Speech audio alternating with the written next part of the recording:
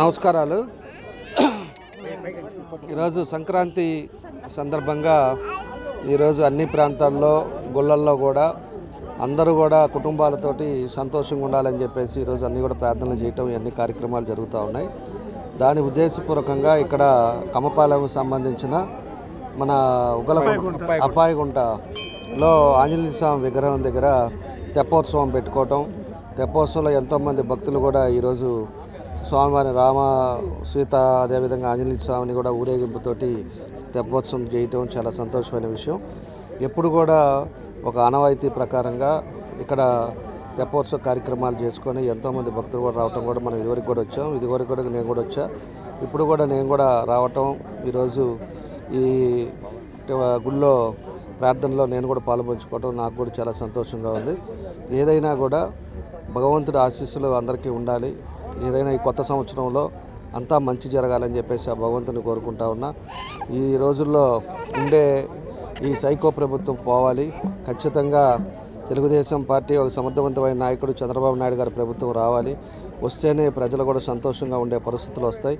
అలాంటిది ఆ భగవంతుడి ఆశీస్సులు కూడా అందరికీ ఇచ్చి తప్పకుండా కూడా మనం రాబోయే రోజుల్లో మంచి జరగాలని చెప్పేసి కూడా ఈ సందర్భంగా మేము కోరుకుంటా ఉన్నాం.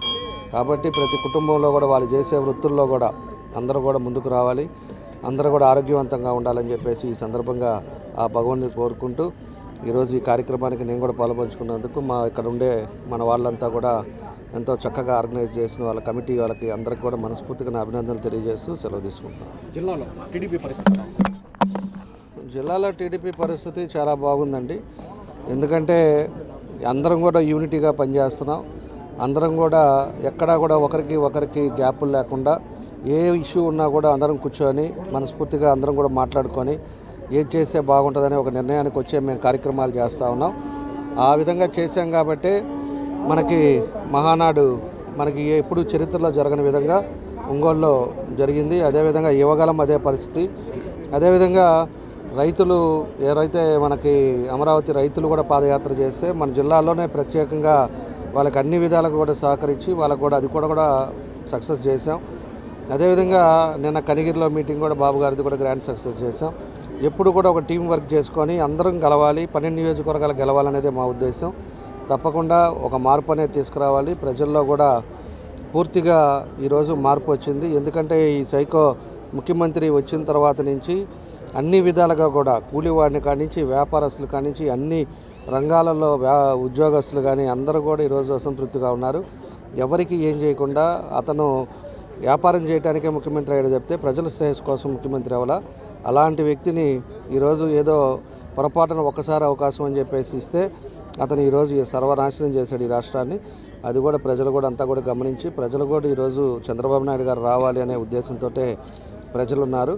తప్పకుండా కూడా మన దగ్గర అన్ని నియోజకవర్గాలు కూడా వస్తాయి. మనవి కూడా తొందరలోనే అన్నీ కూడా ప్రకటించే పరిస్థితులు ఉన్నాయి. వాళ్ళలాగా ఇక్కడి నుంచి అక్కడికి అక్కడి నుంచి ఇక్కడికి చేసే పరిస్థితులు రావు. మనకి ఎవరు ఎక్కడ పని చేశారో ఆ విధంగా పనిని బట్టే మేము పోతాం.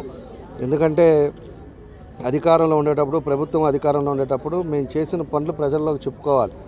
ప్రజల దగ్గరికి వెళ్ళి ఇదిగో నేను ఈ పని చేశాను, రేపు రాబోయే రోజుల్లో మన ప్రభుత్వం వస్తే ఈ పనులు చేస్తామని చెప్పేసి మనం చెప్పుకొని వెళ్ళే పరిస్థితులు ఆ నాయకుడికి ఉండాలి. అంతేగాని 5 సంవత్సరాలు సర్వనాశనం చేసి 5 సంవత్సరాలు అందుబాటులో ఉండకుండా వాళ్ళ వ్యాపారాలు అదేవిధంగా ఈ దొంగ ఆస్తులు సంపాదించుకోవటానికి ప్యాకెట్లు ఆడుకోవటానికి వాళ్ళు చేసుకునే పనులు వదిలేసి నియోజకవర్గాల్లో అందుబాటులో లేని వాళ్ళని తీసుకెళ్ళి ఈరోజు ఇక్కడ కాదు నేను ఇంకో దగ్గర అని చెప్పి ఇంకోటి దగ్గర కాదు ఇక్కడ అని చెప్పేసి మార్చే పరిస్థితులు ఈరోజు ఉన్నాయి. ఎందుకంటే ఈ ఎమ్మెల్యేలు గెలిచిన వాళ్ళు ఎవరు కూడా ఆ నియోజకవర్గాలకు పోయి చెప్పుకోలేని పరిస్థితి. ఇదిగో ఈ 5 ఏళ్ళలోనే నేను పని చేశానని చెప్పి వాళ్ళు చెప్పుకోలేని పరిస్థితుల్లో వాళ్ళు ఉన్నారు.